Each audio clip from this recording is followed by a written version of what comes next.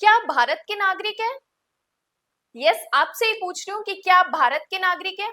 कभी सोचा है आपने कि आप इंडिया के सिटीजन हो या नहीं? ये चीज कैसे प्रूव होगी? आज मैं आपको ये चीज क्लियर करने वाली हूँ कि आप भारत के नागरिक हो या नहीं, हमारे कॉन्स्टिट्यूशन में इसके बारे में क्या प्रोविजन किया है। मैं माधुरी वेलकम करती हूँ आपका एमडी लॉ क्लासेस के प्लेटफॉर्म में। तो वीडियो में एंड तक बने रहिएगा और ये नॉलेज आपके लिए बहुत हेल्पफुल रहने वाली है। बात करते हैं सिटीजनशिप के बारे में, नागरिकता के बारे में। देखो, नागरिकता के बारे में प्रोविजन हमारे कॉन्स्टिट्यूशन में दिए गए हैं। कॉन्स्टिट्यूशन का एक पार्ट 2 है जो कि डील करता है सिटीजनशिप के बारे में। देखो, नागरिकता, आप कहते होगे कि यस मैं भारत में रह रहा हूं तो मैं भारत का नागरिक होऊंगा, लेकिन कभी आपने ये सोचा है कि हमारा कॉन्स्टिट्यूशन इसके बारे में क्या प्रोविजन करता है कि क्या जो पर्सन पाकिस्तान चला गया और वो वापस भारत आता है तो क्या उसे इंडिया का सिटीजन कहा जा सकता है? यस, कहा जा सकता है। आइए पढ़ते हैं। देखो, एक कॉन्स्टिट्यूशन का आर्टिकल 5 कहता है संविधान के प्रारंभ पर नागरिकता। अब आप संविधान के नागरिक कब समझे जाते हो ये हमें बताता है आर्टिकल 5। इन्होंने कहा जब संविधान के प्रारंभ पर, जब कॉन्स्टिट्यूशन बना उसके स्टार्टिंग पर प्रत्येक व्यक्ति जिसका भारत के राज्य क्षेत्र में अधिवास है, इंपॉर्टेंट वर्ड डोमिसाइल की बात कर रहा है, मूल निवास की बात कर रहा है, कि जब संविधान प्रारंभ हुआ उस टाइम पे भारत के राज्य क्षेत्र में जिस पर्सन का अधिवास है वो भारत का नागरिक है। लेकिन 3 कंडीशंस आपको फुलफिल करनी पड़ेगी कि आपका डोमिसाइल, अधिवास भारत में कैसे है। पहला कहता है कि जो भारत के राज्य क्षेत्र में जन्मा था, कि अगर आप भारत के राज्य क्षेत्र में जन्मे हो तो आप भारत के नागरिक होगे। दूसरी बात कहता है या इन तीनों में से एक चीज होनी चाहिए, या तो आपका जन्म भारत में होना चाहिए, या कहते हैं जिसके माता या पिता में से कोई भारत के राज्य क्षेत्र में जन्मा था, या तो आपका जन्म हुआ है या आपके पेरेंट्स में से किसी एक का बर्थ हुआ है, या जो कहता है ऐसे प्रारंभ से ठीक पहले, कॉन्स्टिट्यूशन बना उससे ठीक पहले कम से कम 5 वर्ष तक भारत के राज्य क्षेत्र में मामूली तौर से निवासी रहा है। जब कॉन्स्टिट्यूशन बना उसके कम से कम 5 साल तक अगर आपका निवास भारत में था तो आप भी भारत के नागरिक समझे जाओगे। तो आर्टिकल 5 क्लियर कहता है कि अगर आपका भारत के राज्य क्षेत्र में अधिवास था, जब कॉन्स्टिट्यूशन बना स्टार्ट हुआ तब आपका अधिवास अगर भारत में था तो आप भारत के नागरिक समझे जाओगे। लेकिन तीनों में से एक शर्त पूरी करनी है, या तो आपका जन्म होना चाहिए, या आपके पेरेंट्स में से किसी का जन्म होना चाहिए, या जब कॉन्स्टिट्यूशन बना उसके कम से कम 5 साल तक अगर आप भारत में मामूली तौर से निवास कर रहे हो तो आप भी क्या कहलाओगे? इंडिया के सिटीजन कहलाओगे। इंडिया के सिटीजन, भारत के नागरिक कहलाओगे। अब देखो, ये अधिवास, डोमिसाइल या इसे मूल निवास भी कहा जा सकता है। ये मूल निवास या अधिवास वर्ड कैसे क्लियर होगा? क्या इसकी डेफिनेशन कॉन्स्टिट्यूशन में है? नहीं है। लेकिन time to time case laws के माध्यम से इस डोमिसाइल वर्ड को क्लियर किया। एक केस लिखो, central bank of India versus central bank of India versus Ram Narayan. Versus यहां लिख रही हूं नीचे, राम नारायण। केस का नेम है central bank of India versus Ram Narayan. 1955 supreme court का केस है।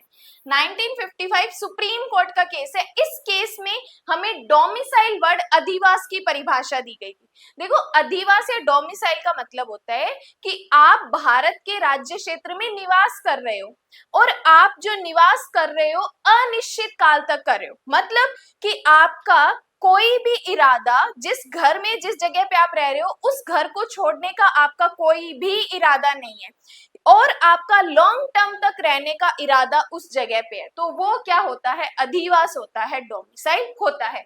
अब ये तो हमें कहता है कि आर्टिकल 5 आप भारत के नागरिक समझे जाओगे। बात करते हैं आर्टिकल 6 की। आर्टिकल 6 कहता है कि पाकिस्तान से भारत को प्रवर्जन करने वाले कुछ व्यक्तियों के नागरिकता के अधिकार, कि अगर आप पाकिस्तान से भारत में प्रव्रजन करके आए हो, वहां से चले आए हो, तो आपके भी कुछ नागरिकता के अधिकार होंगे। ये कहता है कि आर्टिकल 5 में किसी भी बात के होते हुए, आर्टिकल 5 में कुछ भी लिखा है कि आपका जन्म होना चाहिए, पेरेंट्स का जन्म होना चाहिए, कॉन्स्टिट्यूशन से कम 5 साल पहले आनी चाहिए, ये कुछ भी लिखा है। आर्टिकल 6 कहता है कि 5 में कोई भी बात है उसको छोड़कर कोई व्यक्ति जिसने ऐसे राज्य क्षेत्र से जो इस समय पाकिस्तान के अंतर्गत है, भारत के राज्य क्षेत्र को प्रवर्जन किया है, इस संविधान के प्रारंभ पर भारत का नागरिक समझा जाएगा। कि आपने भले ही पाकिस्तान में निवास किया है, चाहे अब आप भारत में प्रवर्जन करके आए हो, तो आप भारत के नागरिक समझे जाओगे, लेकिन कुछ शर्त आपको फुलफिल करनी होगी। क्या शर्तें आपको पूरी करनी होगी?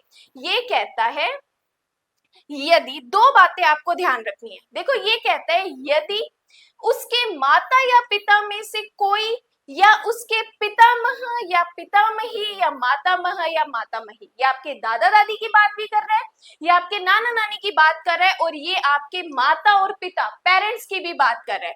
इनमें से कोई भारत शासन अधिनियम 1935 में परिभाषित भारत में जन्मा था।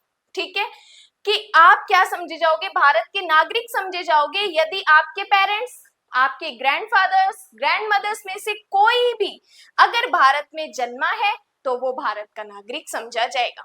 फिर बात आती है बी क्लोज की। बी क्लोज कहता है कि जबकि वह व्यक्ति ऐसा है जिसने, डेट याद रखनी है प्री पॉइंट ऑफ व्यू के लिए इंपॉर्टेंट, 19 जुलाई 1948 से पहले इस प्रकार प्रवर्जन किया है। ऐसा पर्सन जो भले ही पाकिस्तान में रहता था, लेकिन उसने 19 जुलाई 1948 से पहले अगर भारत में प्रवर्जन किया है, तब यदि वह अपने प्रवर्जन की तारीख से भारत के राज्य क्षेत्र में मामूली तौर पर निवासी रहा है, तो वो भारत का नागरिक समझा जाएगा। कि भले ही वो पाकिस्तान का है, लेकिन 19 जुलाई 1948 से पहले अगर वो भारत में प्रवर्जन कर लेता है तो भारत का नागरिक समझा जाएगा।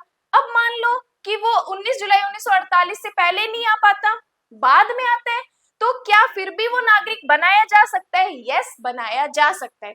सेकंड क्लॉज हमें यही कहता है, जबकि वह व्यक्ति ऐसा है जिसने 19 जुलाई 1948 को या उसके बाद इस प्रकार प्रवर्जन किया है, तब यदि वह नागरिकता प्राप्ति के लिए भारत सरकार के सामने एप्लीकेशन दे देता है कि मुझे भारत की नागरिकता चाहिए, मैं स्वेच्छा से अर्जित करना चाहता हूं, तो उस पर्सन को भी भारत का नागरिक समझा जाएगा। कि अगर आप 19 जुलाई 1948 से पहले आए हो तो भी नागरिक समझे जाओगे, 19 जुलाई 1948 के बाद आते हो और आप गवर्नमेंट के पास एप्लीकेशन दे देते हो सिटीजनशिप की, तब भी आपको भारत का नागरिक बनाया जा सकता है।